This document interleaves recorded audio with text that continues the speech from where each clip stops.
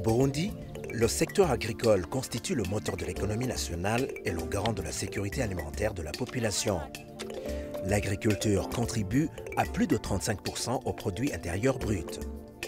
Malgré les bonnes performances enregistrées, le taux de croissance globale du secteur reste inférieur à celui de la croissance démographique.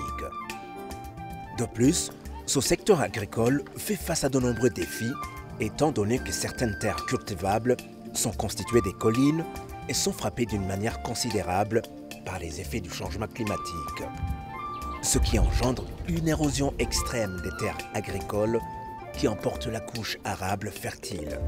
Les cas les plus alarmants apparaissent dans la province de Bujumbura. Dans la province de Bujumbura, il est évidemment visible que c'est un relief qui est très accidenté. Et pour parvenir aux résultats que nous observons actuellement, c'est grâce à l'approche de l'OAP, mais aussi qui est renforcée par l'approche PIP, et qui font que les communautés prennent conscience du danger qui les guette par rapport à l'érosion, au changement climatique, aux effets des changements climatiques. Et après cette prise de conscience, maintenant, ils adoptent de plus en plus des pratiques agro-pastorales qui leur permettent de conserver, conserver les sols, mais aussi de restaurer progressivement la fertilité des sols. Face à ces défis, à travers le projet d'appui à la productivité agricole au Burundi, PAPAB en sigle, l'organisation d'appui à l'autopromotion OAP est en train de mener des actions visant à encadrer et former les producteurs sur les bonnes pratiques agricoles par le biais d'une approche innovante dénommée approche PIP, Plan Intégré Paysan. L'approche PIP cherche à susciter chez les paysans une prise de conscience et une motivation intrinsèque à améliorer significativement leurs conditions socio-économiques de par le développement d'une vision pour le futur du ménage et la mise en œuvre des actions réalistes et réalisables planifiées de façon intégrée. Uko twahora tubikora kare twarashobora nko gutera igiterwa santimetre 10 kuri 10 tugasanga twavyegeranije cyane bigatuma biduha umwimbu muke nk'iyo bishitse hakaba ari ahantu haryoshe bigaca bitoha byaca biterwa n'ingwara kuko nawo wararapompa vyabaye byinshi byagundanye byaca bidugirana ugasanga biraterwa n'imbeho biraterwa n'ubwinshi bwavyo bigaca bihoroka umurimo ugaca gupfana ariko kugeza ubu ku nyigisho twahawe dusigaye tubitandukanya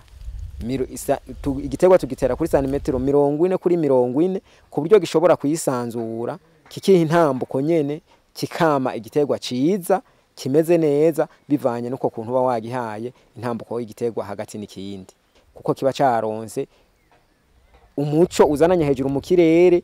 ucurukamwe neza kigashobora kuyisanzura kayagani kose kigashobora kukaronka kuko ari byinshi urumva umuyaga ntubyinjiramwo izuba ntiribishikamwo mugiyo bitandukanye ku rugezo guyiza ibyo byunyunyu byose bitangwa n'ikirere n'isi byose bica bigishikira twimba muserege gucyanye hasi tukagira isantimetero 50 ariko ivu tegeza kuduga ari haruguru niyo mategeko baduhaye umuryango bamwe barafata amasuka abandi bagafata n'amasipiri abana bose bagakora uwo nk'uyu muserege twambye umunsi umwe ko dukoranye twese bose bashitse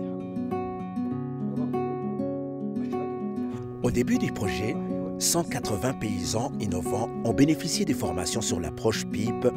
sur la gestion intégrée de la fertilité des sols, GIFS, et sur d'autres bonnes pratiques agricoles. C'est par l'intermédiaire de ces premiers bénéficiaires que les formations parviennent aux autres paysans. L'effectif des paysans ayant déjà adopté l'approche PIP s'élève à 3901. Pascal Naonegeza, producteur bénéficiaire du PAPAB, vivant sur la colline Nyabiraba en province Bujumbura, est en train d'expérimenter la culture de pommiers dont les plants ont été multipliés avec une technique dite de marcotage. Iki gitera narakibonye mu soki Bujumbura mbona utwamwa numva ngo ni pomme ndibaza none yo pomme yoshobora kuba ruguru wacu niho rero nabaririkiza ndaronka hari imivyaro dose hari imivyaro rero niho ndaca rero ndayitera utu twari utuvyaro tubiri tumaze kuvyara tubiri rero akambere ko karanagwaye akana kaswe kunaga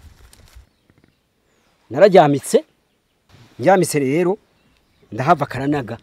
ndabatura ubu n'umuvyaro wakuze iki rero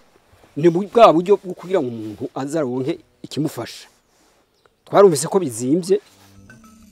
Les études ont montré que plus d'1 million de ménages sont des exploitants agricoles par nécessité en raison du manque d'alternatives. Ces ménages disposent souvent de superficies très limitées et les rendements sont insuffisants pour couvrir leurs propres besoins. Cette approche a ainsi permis de tripler la production. On observe vraiment une augmentation nette au niveau de la production, que ce soit au niveau des cultures vivrières, que ce soit au niveau des cultures maraîchères, des cultures de spéculation, là je veux dire des cultures qui permettent aux communautés de vendre une partie et de gagner assez de revenus pour leurs ménages. Les producteurs sont conscients qu'il est temps de changer de comportement, autrement dit, la manière d'être et de faire.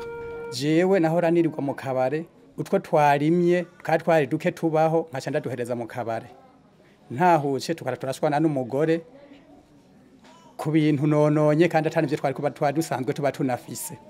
Hama rero harabihinduka tumaze kuronka izo nyigisho tumaze kuronka abagoronome badushikira batubwira ivyambo niyonja ariko rero kugira kuri iyi saha aho batwigishirije naragize ikintu bita ihinduka ndahindura akabare ko ndakagabanya guhera iyo mvo turaje inama n'umugore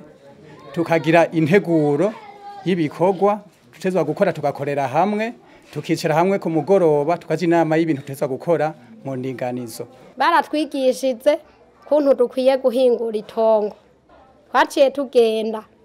turahindura ingendo turahindura inkoro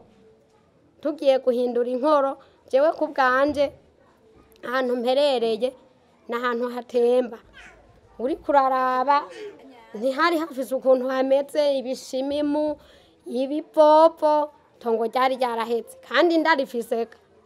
mugabo ngiye kurima nkatera imbuto nkatahuko umuryango tukaguma twifumbereje ubu rero siko biri twarahinduye kandi twarahindutse. Sur base d'une vision commune,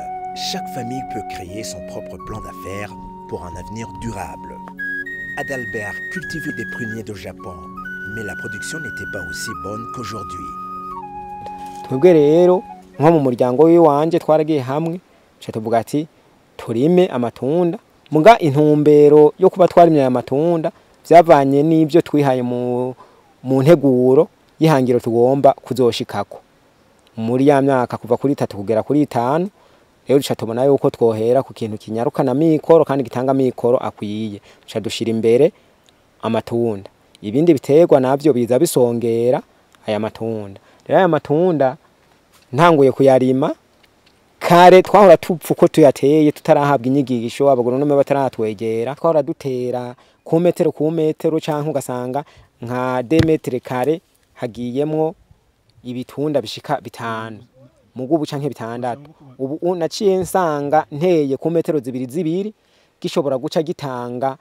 umuyaga ya klima yo mu kirere ryazuba rikabishikamo kakayaga keza kakabicamwo bigatuma ivyamwa bica biba vyiza bikongera bikagwira no ku mwimbu iyo biriko birama kubisi yacu twanamaze kuyigarukanira kanovera tukayishiramo ishwagara tukayivura ubu turabona yuko nkizi zihavuye tukimvura gusubira kwa hari imizindi twoje dusanga igiti kimwe n'ikindi tugishize ku metero 2.5 canke 3 kugira uku kuntu bica binyaruka guhwanya aya mashami bizogere guhwanya amashami ari uko haheze nk'umwaka twamura bikaba ivyamwa vyiza bifise irangi ryiza naha turabona yuko tuzogerageza kuraba kungene duhindura tukatera ku ntambwe zisumbizi twakoresheje. Cette approche de pousser la population à être capable de savoir ce dont elle a besoin et de le mettre en pratique. Et la plus-value et plus importante, c'est le fait de mettre les gens ensemble, de travailler avec les ménages Avant, nous, on travaillait seulement avec les associations,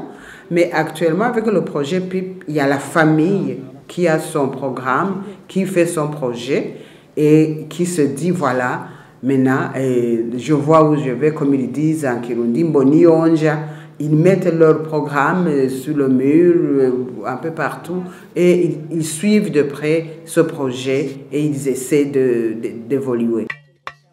L'approche PIP, Plan Intégré Paysan, met un accent particulier sur la collaboration et le transfert de connaissances d'un agriculteur à un autre. Les petits agriculteurs peuvent non seulement produire pour se nourrir, mais aussi ils produisent pour le marché. nkabona ko umwimbu ndawuronse nabonye ko umwimbu ndawuronse ibyo tufungura ndabironse kandi ico nipfuza naco nkaba mbona no gikuramwe muri uwo mwimbu nca ndashora rero nca ndaguze paraxoreye ubu mbahabona bwije abana turaterama tukaganira habona mugabo kare twarahumaguza tubura mikoro tuyakure. Igituma nahisemo igiterwa c'igitunguru mu bintu byose twize sico cyonyene ariko cojo nasanze ari ikintu